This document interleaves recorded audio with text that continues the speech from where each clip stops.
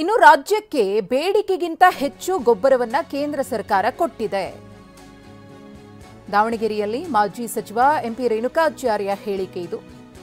ಸಚಿವರ ಹಿಂಬಾಲಕರಿದ್ದಾರಲ್ಲ, ಕಾಳ ಸಂತೆಯಲ್ಲಿ ಮಾರ್ಕೊಳ್ತಾ ಇದ್ದಾರೆ, ಕೃತಕ ಅಭಾವ ಸೃಷ್ಟಿ ಮಾಡಿ ಮಾರಾಟ ಮಾಡ್ತಾ ಇದ್ದಾರೆ ಅಂತ ಹೇಳಿ ರೇಣುಕಾಚಾರ್ಯ ಆರೋಪವನ್ನ ಮಾಡಿದ್ದಾರೆ.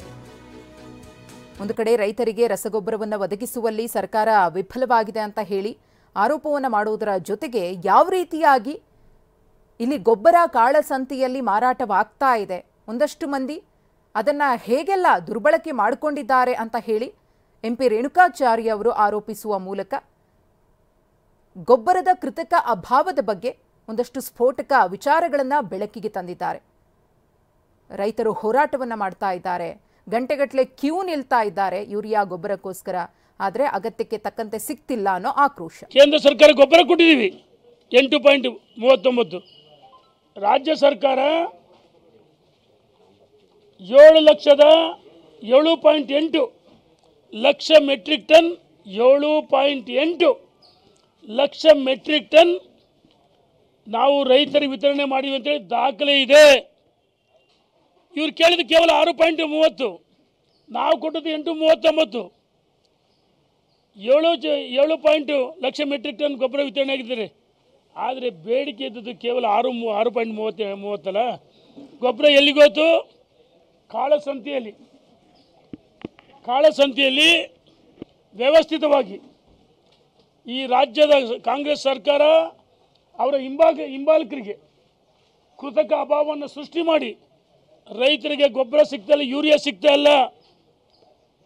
ಕಳೆದ 15 ದಿವಸಗಳ ಹಿಂದೆ ಚಲುವರಾಯಸ್ವಾಮಿಯವರು ನಮ್ಮಲ್ಲಿ ಗೊಬ್ಬರ ದಾಸ್ತಾನಿದೆ, ಸ್ಟಾಕ್ ಇದೆ, ರಸಗೊಬ್ಬರ ಯೂರಿಯಾ ಗೊಬ್ಬರ ಕೊರತೆಯಿಲ್ಲ ಅಂತ ಹೇಳಿದರು. ಮಾನ್ಯ ಕೃಷಿ ಸಚಿವರು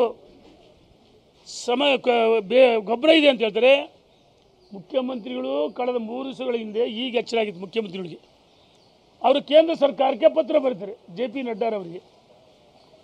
ಹಂಗಾರೆ ಯಾರು ಸುಳ್ಳು, ಯಾರು ತಪ್ಪು, ಯಾರು ನಿಜ? ಇವತ್ತು ರೈತರು ಪರದಾಡ್ತಿದ್ದಾರೆ.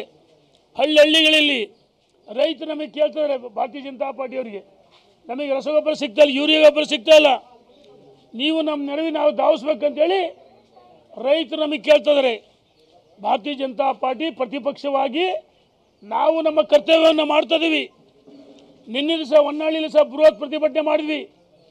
ನಮ್ಮ ರಾಜ್ಯದಲ್ಲಿ ನಮ್ಮ ರಾಜ್ಯಾಧ್ಯಕ್ಷ ಅಂತ ವಿಜೇಂದ್ರ ಅವರು ಎಲ್ಲ ಜಿಲ್ಲಾ ಕೇಂದ್ರಗಳು ಕರೆ ಕೊಟ್ಟಿದ್ದಾರೆ. ಇವತ್ತಿನ ಹೋರಾಟ ರೈತರ ಪರ, ಜನಪರ, ಸಣ್ಣ ಪುಟ್ಟ ಅಂಗಡಿಗಳಿಗೆಲ್ಲ ಅದೇನು GST ಹಾಕಿ ಕೇಂದ್ರ ಸರ್ಕಾರ ಮೇಲೆ ಆರೋಪ ಮಾಡಿಲ್ಲ.